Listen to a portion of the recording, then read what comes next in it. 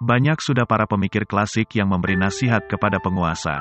Kita mengenal Niccolo Machiavelli, tahun 1469 sampai tahun 1527, yang menulis buku The Prince berisikan saran-saran bagaimana mendapat dan mempertahankan kekuasaan dengan menghalalkan segala cara, berbohong, memfitnah, bahkan menghabisi lawan politiknya.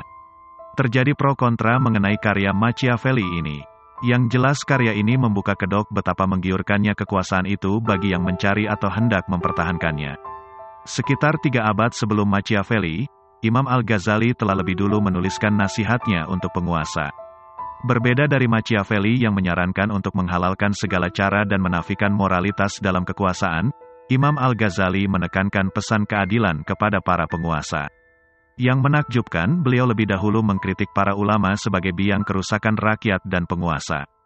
Paling tidak, 2 kali beliau menyebutkannya dalam kitab Ihya Ulumuddin. Pertama, Ihya, juz 2 halaman 238, yaitu, tidaklah terjadi kerusakan rakyat itu kecuali dengan kerusakan penguasa, dan tidaklah rusak para penguasa kecuali dengan kerusakan para ulama. Kedua, Ihya, juz 2 halaman 357, yaitu, maka kerusakan rakyat itu karena kerusakan penguasa, dan rusaknya penguasa itu karena rusaknya para ulama. Dan rusaknya para ulama itu karena kecintaan pada harta dan kedudukan.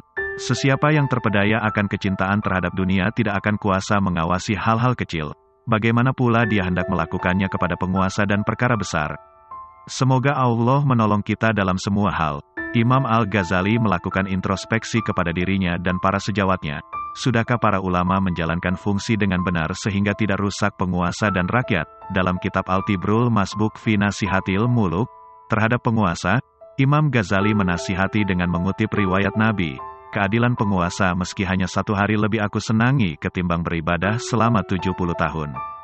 Imam Al-Ghazali mengutip sejumlah hadits Nabi soal keadilan penguasa hingga tibalah beliau menulis sesuatu yang sangat mengejutkan, halaman 44. Penguasa adil itu yang memberikan keadilan dan kepada sesama hamba dan tidak melakukan hal sebaliknya. Karena penguasa zalim tidak akan bertahan lama berdasarkan hadis Nabi. Kekuasaan itu bertahan bersama kekufuran tapi tidak bersama kezaliman. Dalam sejarah tercatat bahwa Majusi bertahan selama 4000 tahun menguasai dunia. Ini karena mereka mempertahankan keadilan bersama rakyatnya. Sistem keagamaan mereka tidak membolehkan kezaliman dan melalui keadilan mereka mengembangkan peradaban dan kesejahteraannya. Dalam satu riwayat, Allah berfirman kepada Nabi Daud, "Wahai Daud, beritahu bangsamu untuk tidak bicara hal-hal negatif tentang Persia. Merekalah yang membangun peradaban dunia hingga hambaku bisa hidup di dalamnya." Anda mesti paham bahwa maju atau mundurnya itu tergantung penguasa. Kalau penguasa adil maka semuanya nyaman dan aman seperti yang terjadi pada masa Raja Asdashir, Afridun, Bahram Kur, Kisra dan raja lainnya yang seperti mereka. Namun di tangan penguasa zalim yang terjadi kebalikannya seperti bisa kita lihat pada masa Dahak dan Afrasian. Maka kekuasaan negeri Islam kemudian menaklukkan Persia dengan barokah Nabi Muhammad pada masa Khalifah Umar bin Khattab. Saya ingin akhiri dengan kutipan kisah menarik ini yang disampaikan oleh Imam Al-Ghazali dalam Al-Tibrul Masbuk fi Nasihatil Muluk halaman 20. Sejumlah orang zuhud datang ke khalifah yang meminta saran dari mereka. Salah seorang berkata, "Wahai Amirul Mukminin, saya pernah mengunjungi negeri Cina. Raja mereka menjadi tuli pendengarannya dan raja sangat bersedih. Namun raja Cina ini berkata bahwa aku bersedih bukan karena hilangnya pendengaranku.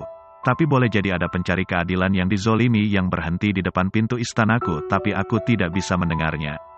Tapi syukurlah mataku masih bisa melihat." Kemudian raja memberi perintah siapa yang hendak protes atas kezaliman yang menimpanya harus memakai baju merah, agar diketahui oleh raja. Raja kemudian belusukan menemui rakyatnya dengan mengendarai gajah, dan menemui mereka yang berbaju merah. Orang zuhud yang bercerita kisah ini kepada khalifah kemudian berkata, "Wahai Amirul Mukminin, ini tindakan bijak penguasa kafir kepada rakyatnya. Bagaimana dengan Anda yang orang beriman dan keturunan Nabi Muhammad? Sudahkah Anda memperhatikan rakyat Anda?" Maaf, Anda jangan marah sama saya kenapa Imam Al-Ghazali justru menjadikan contoh penguasa adil itu dari golongan orang kafir baik di Persia maupun di Cina. Jadi, pertanyaannya kita mau mengikuti nasihat Machiavelli yang menghalalkan segala cara demi kekuasaan, atau mau mengikuti Al-Ghazali yang menekankan prinsip keadilan dalam kekuasaan?